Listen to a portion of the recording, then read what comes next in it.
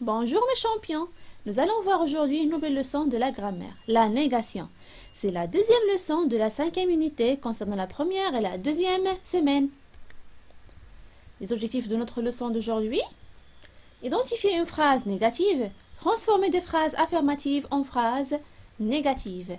Premièrement, qu'est-ce que ça veut dire la négation? La négation, ce sont des petits mots qui servent à nier ou à rejeter. Alors, une phrase à la forme affirmative quand il permet d'affirmer un fait. Par exemple, il conduit bien. Cette phrase à la forme négative, c'est quand on va nier ce fait-là. Il ne conduit pas bien. Alors, pour passer d'une phrase affirmative à une phrase négative, on remarque qu'on a ajouté des petits mots. Ne pas, c'est l'expression de la négation. Est-ce qu'il existe seulement ne pas pour exprimer la négation? Bien sûr que non. Il y a plusieurs expressions. Par exemple, ne pas, ne plus, ne jamais, ne rien, ne pas encore, ni, ne personne, et ainsi de suite. Comme vous voyez, il y a 3 points entre ne et pas. Alors, je vais ajouter quelque chose. Alors, à quoi servent ces 3 petits points?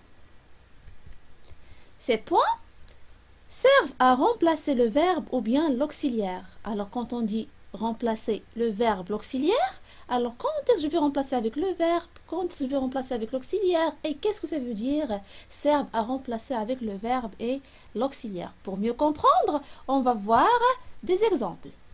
Le premier exemple: je cache mes réponses. Cette phrase se compose d'un sujet, verbe et un COD.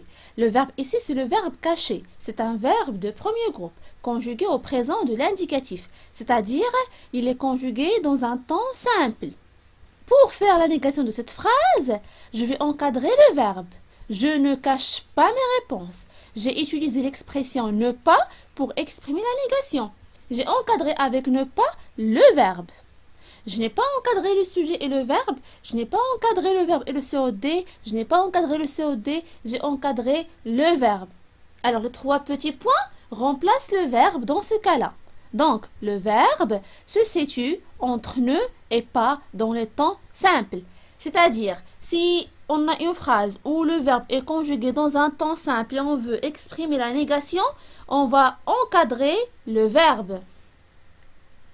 Passons voir le deuxième exemple. C'est la même phrase, mais cette fois-ci, le verbe est conjugué au passé composé. J'ai caché mes réponses. C'est le verbe cacher conjugué au passé composé.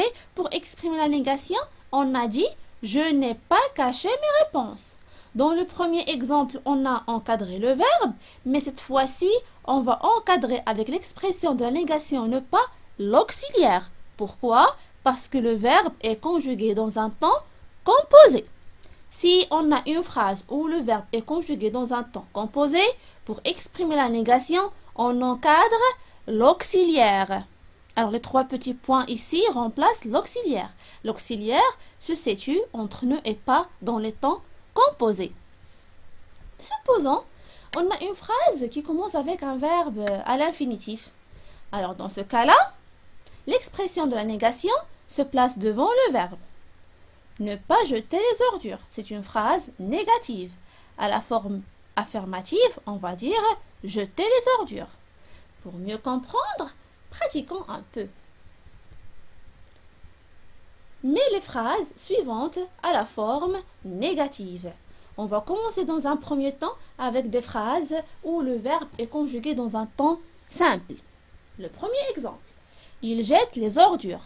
La négation, il ne jette pas les ordures. On a encadré le verbe avec ne pas, parce que le verbe est conjugué dans un temps simple. Dans la deuxième phrase, il jette toujours les ordures. Est-ce qu'on va faire la négation avec ne pas, comme dans le premier exemple? Non, comme ce qu'on a déjà vu au début de cette vidéo, qu'il y a plusieurs expressions de la négation. Ne pas, ne jamais, ne plus. Alors maintenant, on va voir quand est-ce que je vais utiliser chaque expression. Si on a une phrase où il y a toujours dans la forme affirmative, alors dans la forme négative, la négation sera avec ne jamais. Si on a une phrase qui contient toujours, la négation sera avec ne jamais. La réponse: il ne jette jamais les ordures. Il Il jette encore les ordures. Si on a une phrase qui contient encore, la négation sera avec ne plus. Il ne jette plus les ordures. Toujours, j'encadre le verbe. Le quatrième exemple. J'aime lire et écrire des histoires.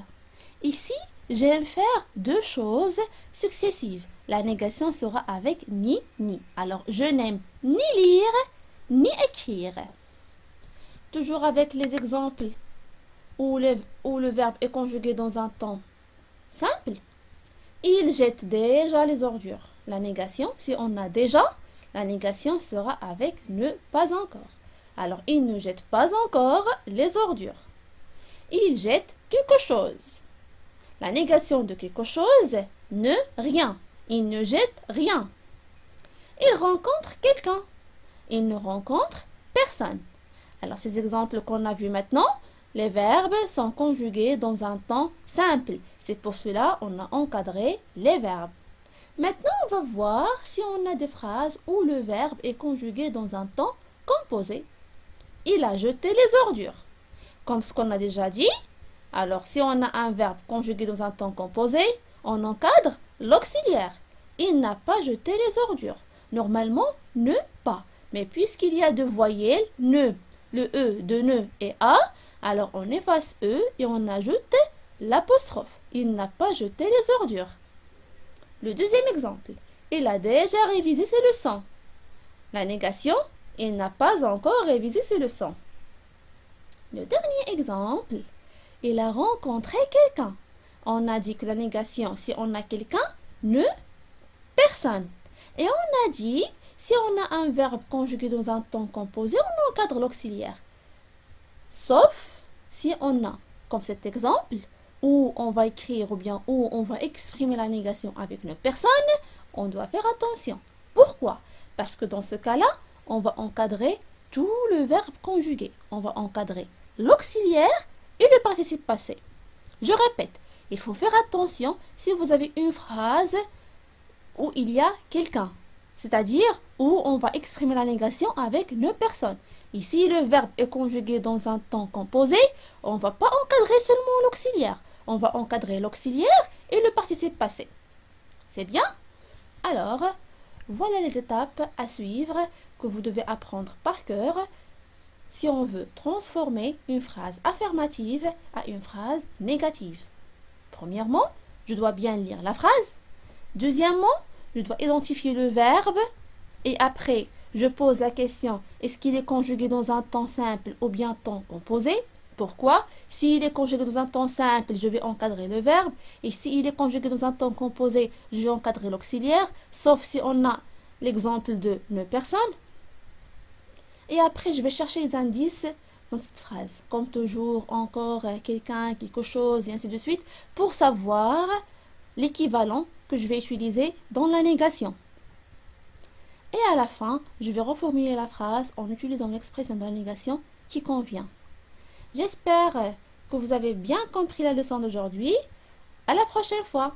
Au revoir mes champions.